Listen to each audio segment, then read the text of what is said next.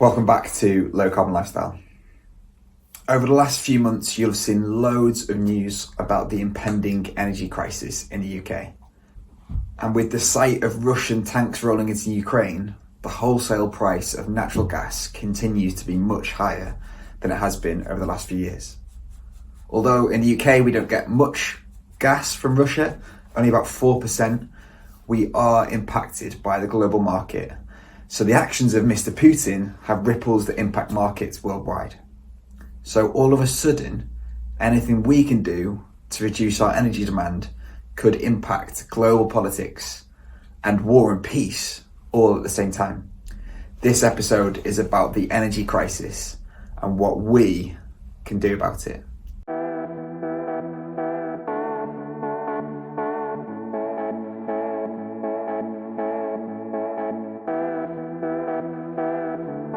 My name is Tom, and this is a little series about a low carbon lifestyle. I don't know if you've had a gas or electricity tariff renewal letter or email recently. We just got ours for the next 12 months. I knew it was coming, I was expecting it, but the prices really are a shock. Electricity rates quoted at 2.5 times higher, gas at 3.5 times higher, and this is going to have an impact on us. We're all going to feel the impact of this energy crisis on our bills this year. Increased costs are going to impact our homes, our workplaces, our schools, our community buildings, everyone across the board. We're all going to feel it. But it's not all doom and gloom. It's my favourite time of year at the moment. It's starting to get a little bit warmer. It's starting to get a little bit brighter. We're starting to get longer days, and we're about to come into spring. Over spring and summer, most of us use a lot less energy because we don't need to heat our homes, and we don't need much power to light our homes in the evenings. So the impact of increased costs might actually be delayed until autumn when we turn our heating back on, and all of a sudden our costs could be huge. So we do have a small time frame to do something. What could we do over the next 6 months to really improve the efficiency of our home? What could we do that would save a chunk of money as we get to autumn, save some emissions as well, and contribute to reducing our reliance on Russian gas all at the same time? Well, I think that 6 months is plenty of time to take some action, do something. So let's do an audit of the places we live. What is the loft insulation like? Do we have double glazing for every window? Are there any drafts around the windows or doors? What about the floor? Underneath your carpet and underneath the floorboards downstairs on the ground floor, is it just a cold, drafty open space, or is there some insulation there? What about the walls? Do you have a cavity in your walls? Has it been filled with insulation? So first of all, let's ask the question of what we already know about where we live. Then maybe let's get a professional advice. Let's get them in to give some advice and maybe quote for some works. Let's put the effort in to understand how much energy efficiency might cost where you live. And if you rent, why don't you speak to your landlord and ask if there's anything that they can do to improve their building? And then with a quote for work, we can make a meaningful decision on something, one thing that we could do in each of our homes. If you have a gas boiler, an average home uses around 10 to 12,000 kilowatt hours of gas per year for heating and hot water. If your gas price will rise by as much as my quote has, then you'll be paying around £800 more for heating next year. Ouch. If over the summer we can avoid maybe 10% of that need for heat, saving 1,200 kilowatt hours, then we could see a saving of £115. Let's ask the question, what could we do at home that would help? And as well, let's make sure we're getting the most out of our current system. Turning our radiator temperature down to at most 60 degrees, and even better, how low could it go? Let's make sure we're conscious of when and how we use energy. Let's make sure we're not wasting a drop. Let's make simple decisions to move away from fossil fuels in everyday life. Whether it's in your car, in your home, at work, in school, everywhere. And then maybe if we were being drastic this summer, we could look at a heat pump.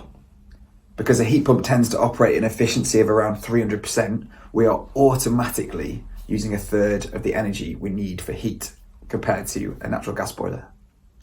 And even if the electricity used to power that heat pump is from a gas power station, this will still be using a lot less gas than if we burnt it straight away in our homes. It might not give you the heat you need quite as cheaply as your current boiler, but if your electricity price was about 3.5 times higher than your gas price, and ours is about 3.7 times, or if you lived in a really modern home that was quite well insulated, then a heat pump could easily be cheaper to run than a gas boiler. And then actually, if you had solar panels on a roof, it would be a lot cheaper to run than your gas boiler. And both those things, a heat pump and solar panels, would be a really big outlay, maybe around £15,000, as a slightly optimistic guess. But the savings you get with the prices as they are now could be really helpful. My quick maths for a 3.5 kilowatt solar PV system coupled with a heat pump could mean that you're saving at least £900 a year. The government, in about a month's time, are bringing out a £5,000 grant towards heat pumps as of April. So maybe costs could be a bit lower than £15,000. And I wonder whether solar panels and a heat pump could be a really good use of your summer. In fact, my energy, sustainability, climate action internet is full of calls for action to ramp up heat pump installations this year as a response to the energy crisis, and specifically to stand up to Putin. It is amazing to think that our actions on decarbonisation and energy efficiency are now a real tactic in standing up to authoritarianism around the world.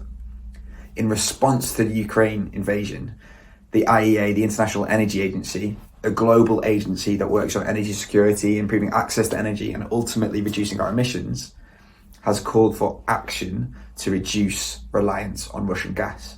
And amazingly, they're asking for action from you and me by encouraging all of us to reduce our heating temperature, our heating set point, by 1 degree. And that would, if all of Europe did that, that would reduce our natural gas use by 10 billion cubic meters. Now that is some impact. They're also asking for heat pump installations, accelerated wind and solar energy.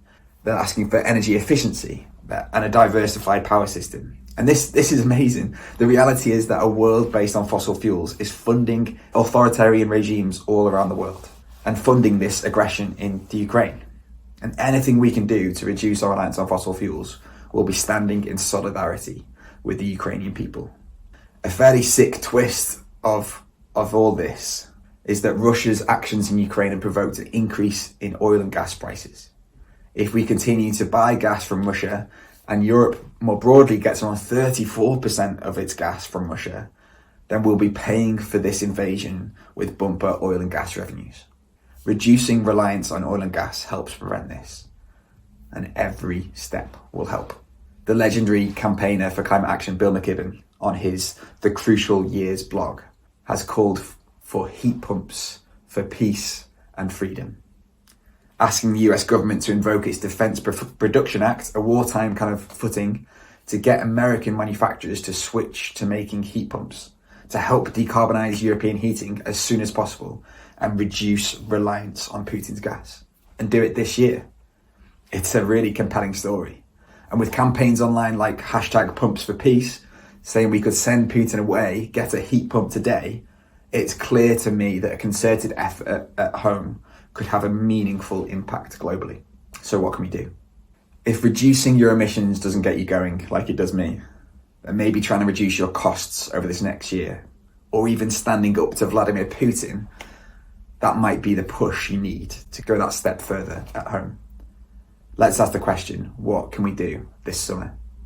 And just as I was about to upload this video, I saw this tweet from my pal Matt, who really was getting under the skin of his house without any provocation from me. But could you do the same? Could you look at your house and work out where you could insulate better? Why don't you have a go? Thanks for watching. I would love to hear about what you're thinking of for your home. And if you need to talk anything through, then feel free to get in touch.